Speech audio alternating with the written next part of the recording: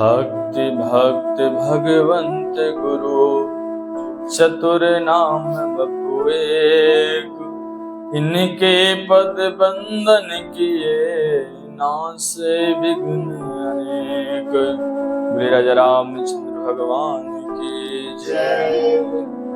आज हम आप लोगों को एक ऐसे भक्ति की कथा सुनाने जा रहे हैं कि उस भक्त पर कृपा करने के लिए ठाकुर जी स्वतः लूटने के लिए आए कि आकर के हमको लूट लो।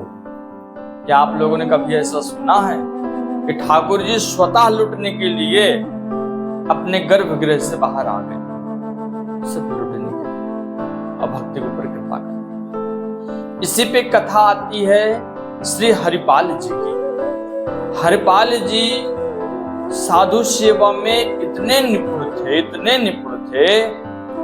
कि ठाकुर जी को रहा नहीं गया और ठाकुर श्री द्वारिकाधीश भगवान माता रुक्मणी के साथ में स्वयं लूटने के लिए आए। भाई लो, हमको लूट लो और लूट के साधु सेवा करो। साधु सेवा का बड़ा ही सुंदर परिणाम होता है यदि कोई निष्ठा से साधु सेवा।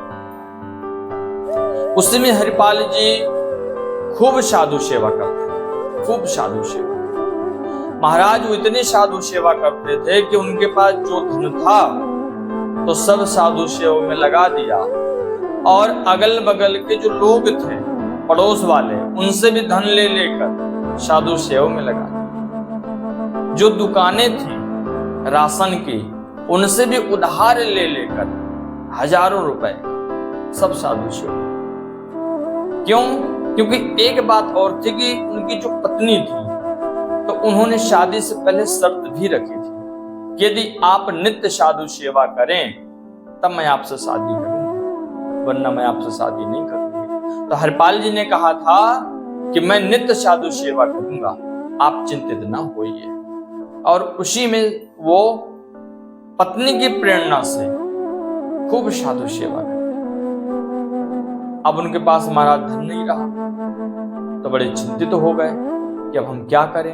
तो उन्होंने सोचा कि अब क्या किया जाए, चोरी की जाए साधु सेवा की। तो एक वैश्य के घर में रात में घुस गए और देखा कि वैश्य के अलमारियों में खूब सोना चांदी पड़ा हुआ। तो उन्होंने अपना कंबल बिछाया और कंबल बिछा करके सारा सोना चांदी उसमें भर लिया। लेकिन जो वैश्य की छोटी सी लड़की थी उसको आहट लग गई तो उसने अपने पिताजी को जगाया। कहते पिताजी, तो उन्होंने कहा क्या हुआ?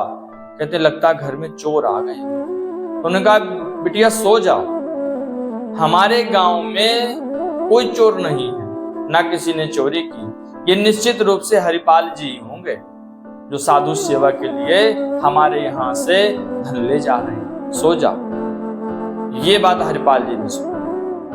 जब उन्होंने सुन ली तो उन्हें ये महसूस हुआ कि ये जरूर ठाकुर जी के भक्त, और भक्तों के यहाँ चोरी नहीं करनी वरना भक्त अपराध बन जाए। तब उन्होंने कम्बल सहित सब वहीं पर रख करके और घर चले गए। फिर वहां से कुछ ना बोला और अब उन्होंने सोचा कि अब क्या करें।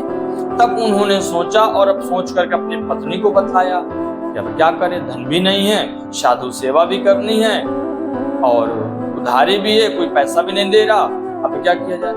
तो उन्होंने थोड़ा बैठने के बाद ये हुआ कि परेशान ना होइए और अब ऐसा कहते हैं अब लूटना चालू करते हैं। चोरी बंद और लूटना चालू। लूटने में भी किसका ध्यान रखना है? किसी के तिलक, मस्तक पर तिलक ना हो, कंठी ना हो और माला ना हो। तात्पर्य वो वैष्णव ना हो, भगवान का भक्त ना हो। अब भक्तों को लूटना है, दुनियादारी वाले लोगों को लूटना है। उनको लूटने से कोई पाप नहीं है, उनको लूट के साधु सेवा करने में कोई पाप नहीं। तब उन्होंने लूटना चालू कर दिया। अब लूटना भी चालू कर दिया लेकिन उससे वो कोई मिलता कोई ना मिलता, उससे भी समस्या। अब वो घर पर आए और बड़े चिंतित हुए कि अब क्या किया जाए। और उसी दौरान एक संत मंडली चतुर्मासा करते हुए, क्योंकि सब लोगों को पता था कि हरिपाल जी प्रसिद्ध हो चुके थे साधु सेवा में, तब उन संतों को पता लगा कि हरिपाल जी खूब साधु सेवा करते हैं। और साधु भी महाराज वहीं जाता है जब वो देखता है कि ये ठाकुर जी के भक्त हैं, वरना वो पैसा रुपया वालों के पास नहीं जाते, किसी धन दौलत वाले व्यापारियों के पास नहीं जाते। हाँ, वो भक्त हुआ तो जाते हैं, और भक्त न हुआ तो उसकी दौलत देख के नहीं जाते, उसकी सेवा देख के उसके पास संत लोग जाते हैं। तो वही संत हरिपाल जी के यहाँ पहुंचे। हरिपाल जी ने देखा कि बाहर इतनी बड़ी संत मंडली, अब क्या किया जाए, बड़े चिंतातुर हो गए। पत्नी से कहा कि अब क्या किया जाए, और संत सेवा की निष्ठा टूट रही है। अब संत बाहर हैं, सुबह सुबह का समय है, और सेवा ना हुई तो बहुत समस्या खड़ी हो जाएगी, क्या किया जाए। तब उसने की पत्नी ने समझाया कि आप परेशान ना होइए, जिन्होंने प्रेरणा दी है भगवान द्वारिकाधीश ने, अब उन्हीं की शरण ग्रहण करते हैं, उन्हीं से प्रार्थना करते हैं। तब दोनों पति पत्नी मंदिर में पहुंचे और भगवान द्वारिकाधीश भगवान श्री कृष्ण को याद किया कि प्रभु अब लाज ये हमारी आपके चरणों में है, अब आपको जैसा ठीक लगे आप वैसा करिए। जैसे ही भगवान ने उनकी ये भाव समझा तो ठाकुर जी बड़े व्याकुल हो गए। ठाकुर जी को भी देखिए, भक्तों की चिंता ही ठाकुर जी की चिंता होती है, भक्ति की चिंता ही भगवान की चिंता नहीं। भगवान के पास कोई चिंता नहीं है, भगवान की चिंता तो सिर्फ उनके भक्त हैं और कोई नहीं है संसार में। ठाकुर जी भगवान श्री कृष्ण तुरंत तैयार हुए और बढ़िया सोने के मणि रत्न जड़ित आभूषण ग्रहण किए, बढ़िया पहने, खूब सेठ का भेष बनाया और खूब बढ़िया सज धज के चलने लगे। जैसे चलने लगे तो रुक्मिणी जी ने कहा कि प्रभु आज कहाँ आप जा रहे हैं? अरे उन्होंने कहा कैसे देगी, आपने तो टोक दिया, अब लगता है काम होगा कि नहीं होगा पता नहीं। तो थोड़ा सा क्रोधित हुए, तो कहने लगा आप तो चल देते हो जहां आपको मन करता है, हमको आप नहीं ले जाते हो। कहने लगा अच्छा ऐसा करो देवी, बहुत तगड़े भगत के यहाँ जा रहे हैं, बहुत भारी भगत है, और सज के तुम तैयार हो जाओ और बढ़िया सेठानी का भेष बनाओ और खूब गहने पहनो, बहुत भारी भगत के यहाँ जा रहे हैं। रुक्मिणी जी ने सोचा जरूर कोई अच्छा भगत होगा। रुक्मिणी जी और ठाकुर जी का इशारा पाके सज गई, बढ़िया सुंदर सुंदर आभूषण, मणि रत्न जड़ित बढ़िया सुंदर आभूषण, खूब सोने के बढ़िया गहने माता रुक्मिणी जी ने पहन करके दोनों सेठ सेठानी का भेष बनाकर हरिपाल जी के ही द्वार पर आ गए और उनसे कहा कि हमें अमुक गांव जाना है, आगे बीच में जंगल पड़ता है, तो क्या आप हमें वहां पर छोड़ देंगे?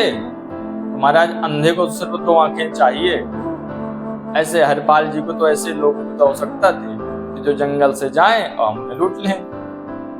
तो हरिपाल जी ने कहा बिल्कुल हम चलेंगे, लेकिन चलाए के बल्कि पहले हमको कुछ दे दो।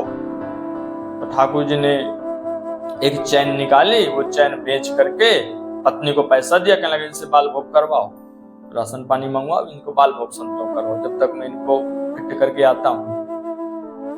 और कहने लगा चलो, सेठ सेठानी से कहने लगे चलो, आगे आगे हरिपाल जी और पीछे पीछे भगवान श्री कृष्ण सेठ के रूप में, माता रुक्मिणी जी सेठानी के रूप में। लेकिन हरिपाल जी ये भी देखते कि ऐसा तो नहीं कि भक्त हो, वैष्णव हो।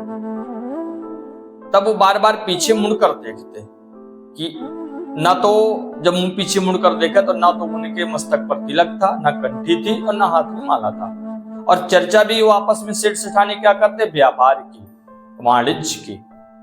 तब वो समझ गए कि पक्का ये दुनियादारी वाले लोग हैं, इनको लौटने में कोई पाप नहीं है, कोई हर्जा नहीं है।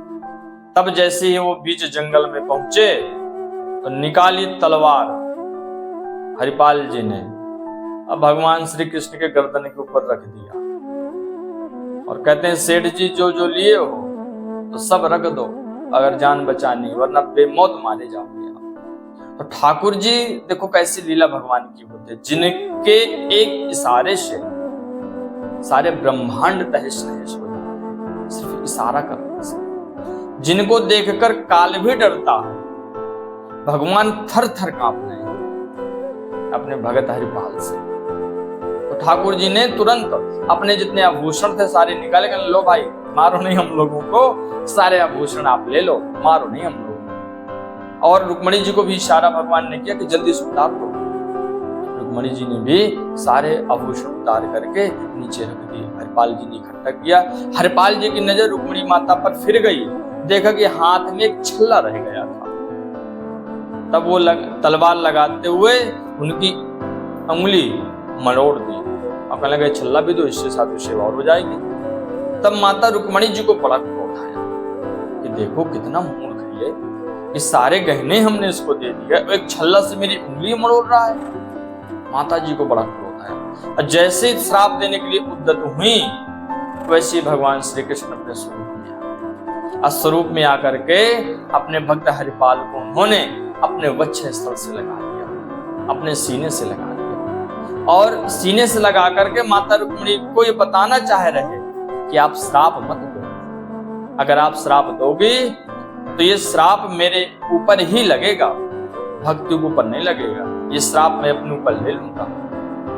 तब माता रुक्मणी जी भी अपने स्वरूप में आई और जब ऐसी दशा देखी हरिपाल जी ने तो हरिपाल जी को बड़ा पश्चाताप। उन्होंने भगवान से बारंबार क्षमा मांगे कि प्रभु मुझे क्षमा करिए और मुझे अनजाने में ऐसा और मैं तो आप ही को बता लूटने चला। भगवान ने कहा हरिपाल परेशान मत हो, ये मेरी ही लीला है, मैं स्वयं लूटने आया था। तो कहने लगा प्रभु अब एक कृपा और करिए कि जिसके प्रेरणा से मुझे आपके दर्शन हुए तो आप उसको भी दर्शन दीजिए। तात्पर्य अपनी पत्नी के लिए कह रहे हैं कि मेरी पत्नी को भी आप दर्शन दीजिए, मेरे घर चलिए। ठाकुर जी कहने लगा ठीक है। तो ठाकुर जी हरिपाल जी के घर पर आए। हरिपाल जी राशन लाए, तुरंत बढ़िया भंडारा तैयार किया गया और इधर पत्नी ने ठाकुर जी को बैठाया अच्छे से आसन में, उनके पाद प्रक्षालन किए, बढ़िया सेवा की। सेवा करने के बाद में दोनों दंपत्ति आनंद में मग्न हो गए और संतों के भंडारे के लिए सब तैयारी की गई। माता रुक्मणी जी ने उसकी पत्नी के साथ में प्रसाद तैयार करवाया और हरिपाल जी के साथ में भगवान श्री कृष्ण संतों को अपने हाथ से पवाने लगे। यह है संत सेवा का प्रभाव। दोनों दंपतियों को भगवान ने दर्शन दिया, खूब आशीर्वाद दिया।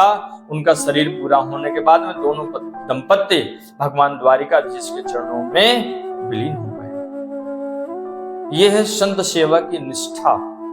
जो व्यक्ति ऐसे संत सेवा करता है तो निश्चित रूप से ठाकुर जी उसके ऊपर कृपा करते हैं। ठाकुर जी कहते हैं मोह से अधिक संत कर लेखा, राम ते अधिक राम कर दास।